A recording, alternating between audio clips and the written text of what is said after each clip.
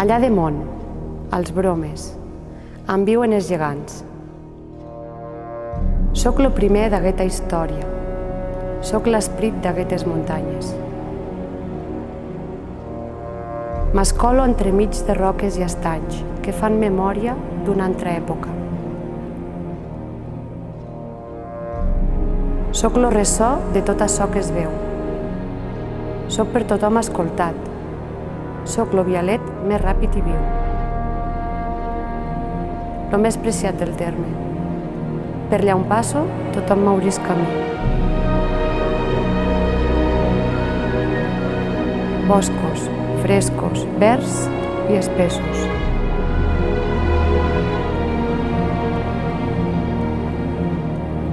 Me miren, me veuen, me veneren.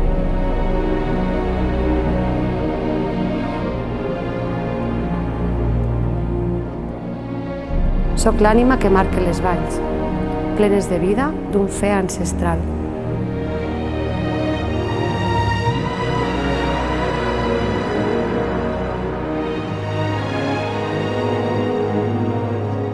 Camino per prats, pobles i bèsties. Per una terra rica i treballada, per aquells que me van donar forma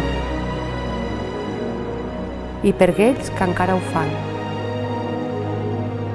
La meua gent. Fesomies carregades d'història i un parlar que marca identitat. Veient lluentor a boca foscant i foc de nit.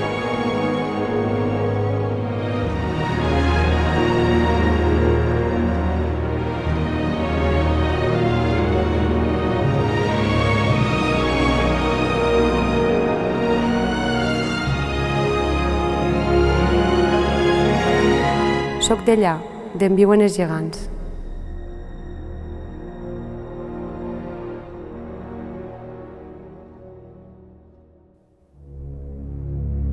El paisatge de l'Alt Pirineu és com és, no és perquè ha caigut del cel, és perquè hi ha unes forces inductores de caràcter biofísic, que és el medi físic i el medi biòtic, però després hi ha tota la història acumulada dels humans. I de fet és un paisatge híbrid, és un paisatge humanitzat, amablement humanitzat.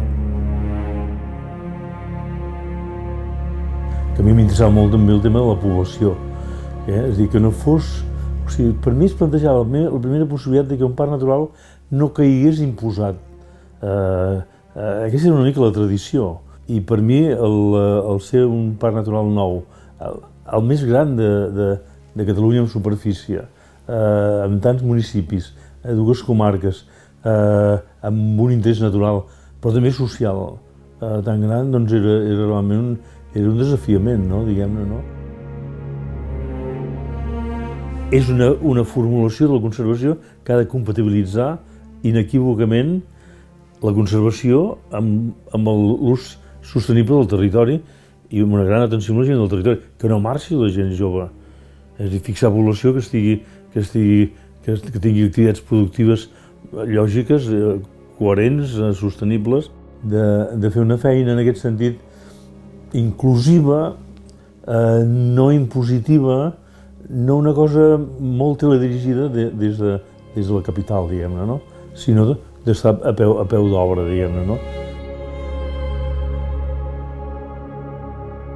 Aleshores, jo havia arribat aquí per fer alta muntanya, escalada i esquí així, i de cop vaig començar a veure que potser allò dels cims era allò de menys, realment. I que entendre l'entorn on estaves és que ho canviava absolutament tot, i mira, aquí m'he quedat. Clar, entendre on estàs, que tant entendre de geologia, de nivologia, com d'història, d'arqueologia, de botànica, veure com s'ha relacionat l'acció humana amb els recursos naturals que hi havia. Si abans dèiem que fa uns 10.500 anys que hi ha gent aquí, doncs la relació és brutal. I per mi entendre això és la meva passió, vaja, una d'elles. Mira, hem pujat aquí a Sant Pere del Burgal perquè crec que és un dels llocs on s'evidencia bastant que no pots separar natural i cultural. I aquí estratègicament, políticament, s'hi va situar aquest monestir a partir del segle X-IX. I a més, aquí la política s'hi veu molt a les pintures que s'hi van fer, a la pintura del segle XI, que va ser la política del segle XI, que va ser decisòria a la història del Pallars. I després perquè la construcció de l'església, que és el que veiem aquí, és molt estranya. Esglésies com aquestes, a la península només n'hi ha dues. Una església de doble capçalera és una cosa molt estranya. Era un monestir benedictí.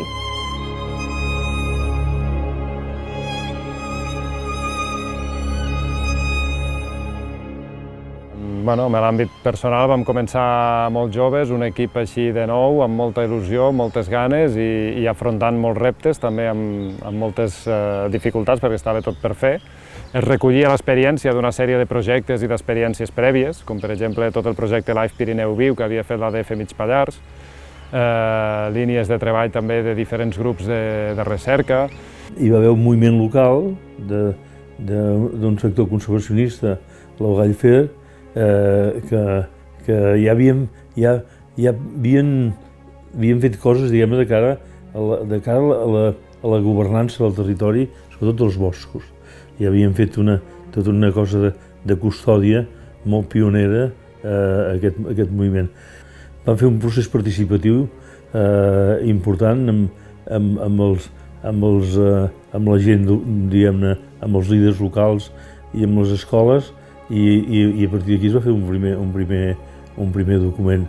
En el que va haver una participació molt àmplia, també de molts interlocutors, i tot això va establir unes bases. Llavors, quan vam començar a treballar, hi havia aquell punt de partida que per una banda havia generat unes expectatives molt altes, però per altra banda tothom tenia molt clar què havia o què podia aportar el parc, i a partir d'aquí va ser el repte i la dificultat d'anar-ho construint. De seguida es va constituir un consell amb 40 persones, des dels ramaders fins als excursionistes, fins als hotelers. Clar, allò en principi podia ser un autèntic camp de batalla, perquè a més els mateixos ramaders no tenien els mateixos plantejaments i tot plegat, i la veritat és que el punt d'arrencada en aquest sentit era un desafiu i això em va agradar.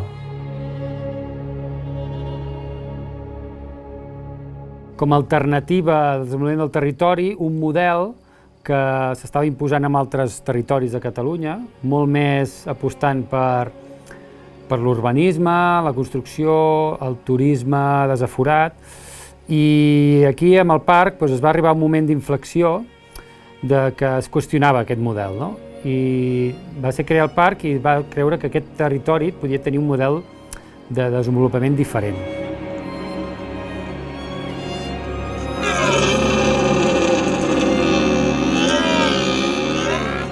Amb la conservació dels valors naturals, valors culturals, però també amb la gent que hi viu, amb el punt de vista social, que sigui un territori íntegre, a nivell social, que no sigui totalment desconnectat del que havia sigut. Un territori emblemàtic des del punt de vista de turisme sostenible, de sector rural viu, de ramaderia extensiva, de producció agroalimentària, artesana.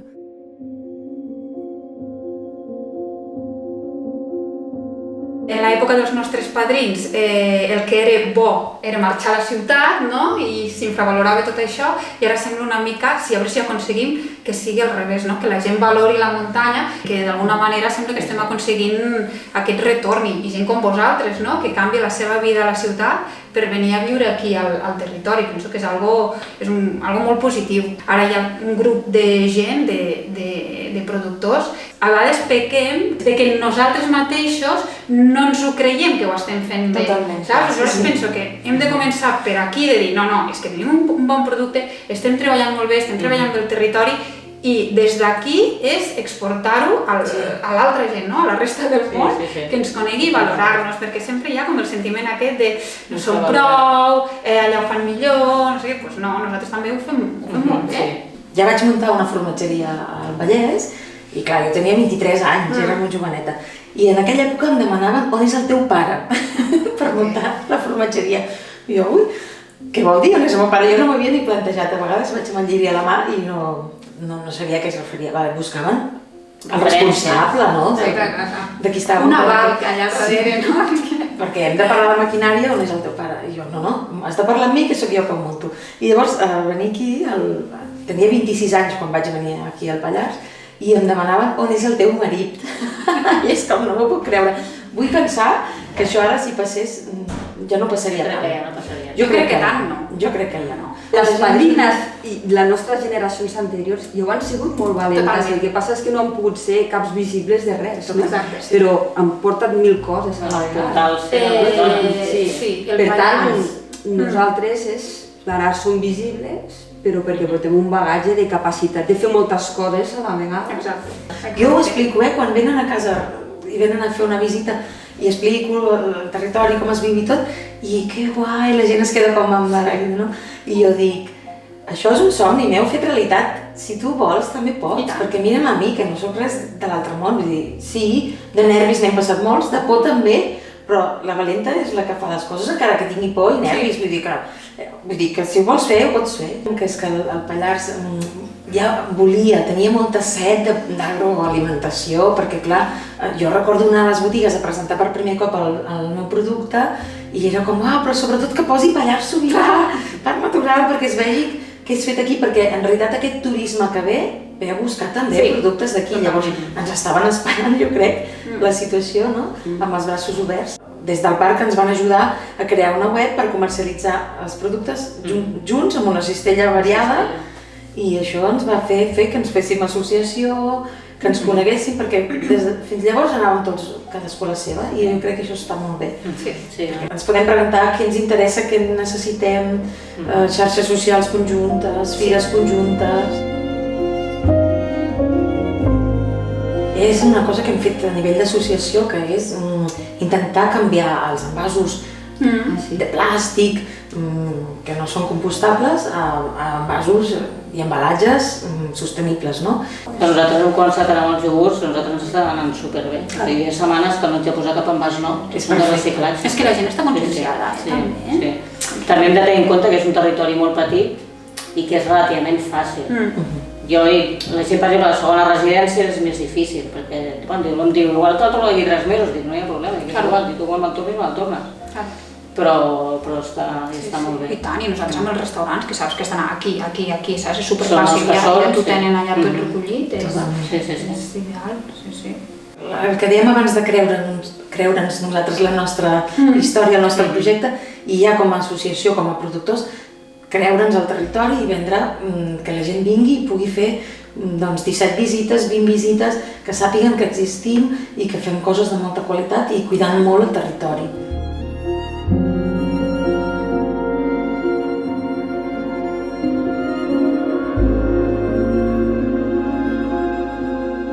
Un és la conservació d'uns valors, no només de biodiversitat i hàbitats i espècies, sinó també de paisatge, els valors geològics, que també a vegades no es poden posar un valor, i, molt important, també els valors culturals. Són dels pocs parcs que té integrat dins dels seus objectius de conservació els valors culturals.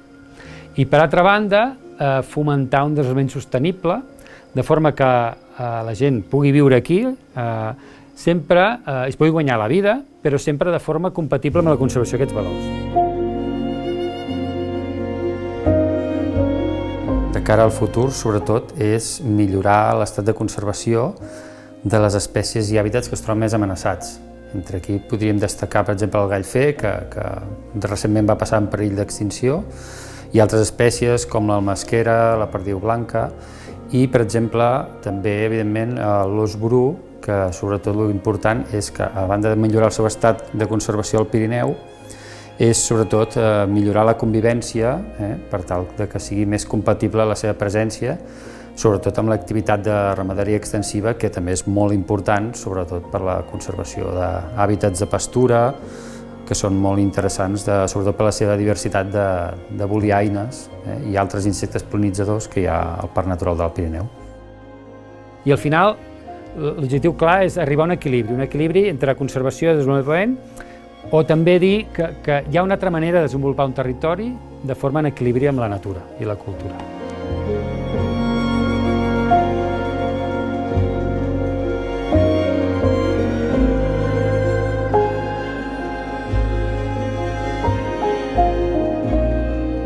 Ara mateix nosaltres, des del parc, estem elaborant la Carta Europea del Turisme Sostenible, com ha estat treballant durant un període de temps, l'hem presentat. On tot el sector turístic d'aquest territori deixi de treballar individualment i treballi de forma cooperativa per fer-nos com a destí de turisme sostenible. I això ho hem començat a fer i jo crec que és el futur d'aquest territori. Sobre la base d'assolir aquesta carta hi ha també tot un pla d'acció i una manera de treballar col·laborativa, de manera coordinada amb els diferents actors. I en aquest cas, per posar l'exemple del sector turístic, la Carta de Turisme Sostenible és una oportunitat molt bona perquè el parc això ho consolidi i es marqui una línia de treball que sempre estigui feta amb una taula de participació i de consens. I un dels temes fonamentals és intentar evitar que els pics de visites que són a l'hivern a l'esquí i que són ara al mes de juliol i a l'agost en estiuejants no desaparegui, però que es trenqui una mica i que aquestes visites que rebrem i que hem de rebre siguin més dividides al llarg de l'any. I tenim uns espais que tenen un valor impressionant tot l'any, però hi ha unes èpoques a l'any que no acaben de tindre visitants que per mi tenen un valor molt gran. Per exemple, la tardor, en una zona que tenim moltes arbres de fulla caduca, és espectacular, veure els paisatges, els ocres, penso que s'ha de ficar més en valor això d'aquí. En tot el que és millora de la vida de la gent que viu al territori i que la gent del territori es trobi a gust amb els visitants i fer possible que els visitants es trobin també a gust amb el territori.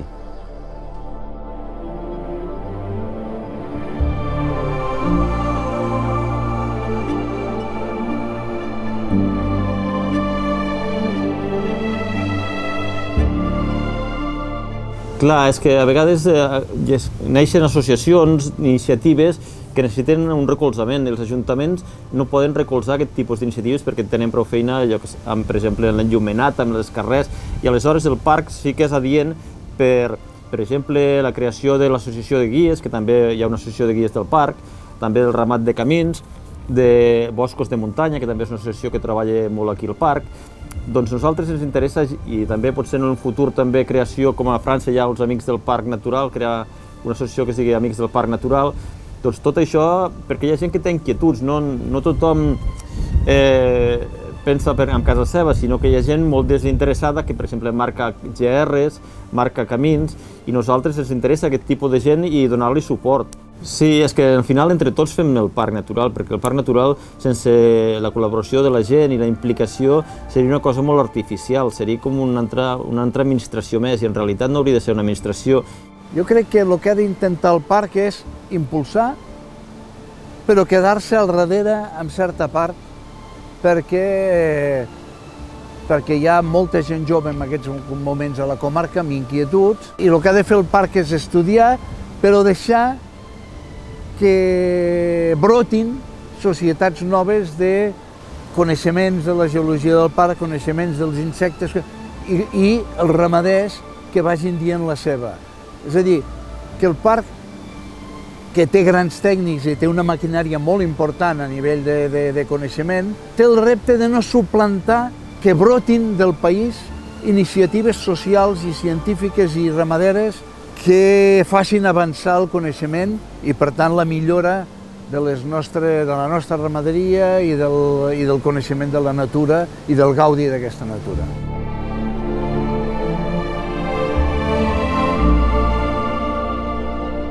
Ara sí que estic en l'estratègia planetària respecte a l'emergència climàtica. Llavors, tot i que la problemàtica és universal i, per tant, d'una gran complexitat, l'única via de solució és l'acció local. O sigui, no hem de parlar ara de l'Amazonia ni del Serengeti. Hem d'estar al cas en el nostre territori i un parc natural, i en el cas del PENAP és un exemple, és un laboratori d'experimentació en un moment que va molt en sèrio, això, perquè no ha fet més que començar. S'ha de monitorar aquest canvi climàtic i com s'expressa en la biodiversitat. És a dir, els millors indicadors, la biodiversitat per ella mateixa és interessant, però sobretot el més interessant de la biodiversitat és què bioindica. Però, per exemple, aquí, en aquesta zona que estic jo, l'àguila marcenca, que és l'àguila més gran que tenim per aquí, se li diu marcenca perquè arriba el mes de març, perquè ve de Sud-àfrica, doncs arriba el mes de febrer.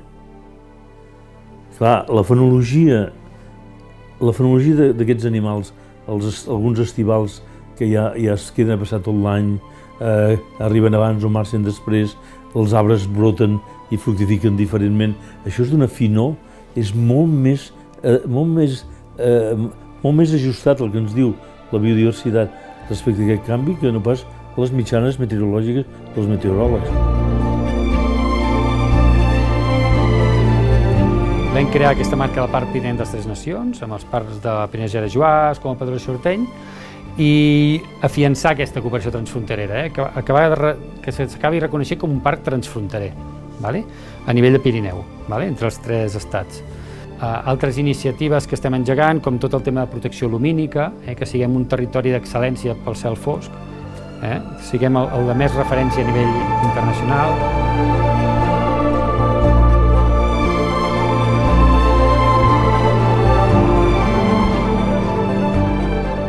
El repte és que continuï sent un territori viu, que continuï havent gent jove que vulgui continuar vivint de les activitats primàries, de la ramaderia extensiva, vulguin ser productors agroalimentaris, que vulgui gent viure del turisme desestacionalitzat, que la gent aposti com a valor per visitar aquest territori, sobretot fer-ho amb activitat guiada, amb guies. Primer que sobrevisqui la població autòctona. Autòctona entenc la població que ja estem aquí i que hi pugui venir algú més. Si no ens podem quedar a viure aquí, no cal que pensem en res més. Aquesta per mi és el primer repte. Que sobrevisqui la pagesia, la ramaderia i l'agricultura. Aquesta és l'altra, perquè tot això és la base. O sigui, és com intentar que el turisme, i només el turisme és començar la casa per la teulada. Perquè si no hi ha la resta, què? Vindran a un desert? No és fàcil, jo no sé, la solució no la sé, però per mi realment passa per la gent que vivim aquí, que hi puguem seguir visquent, que hi pugui venir més gent jove, que hi hagi criatures, pagesia, ramaderia i molta sort, perquè és això.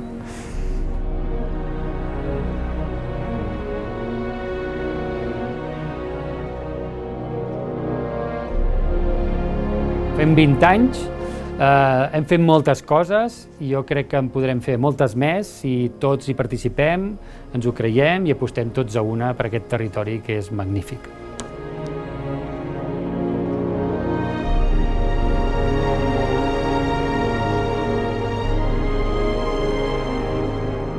Bé, en primer lloc, per ser una persona pirinenca, m'ha tocat la loteria, en positiu, però també me crea un neguit perquè he d'intentar fer les coses el màxim bé possible.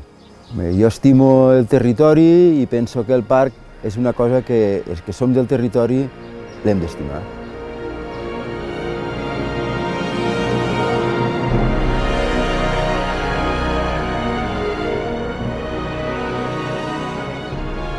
Tot i la meva procedència rural, diguem-ne, i tot i que la meva trajectòria com a acadèmic sempre havia manifestat que en un paisatge i en un territori tant és important el trencalòs o més la gent del territori, diguem-ne, no?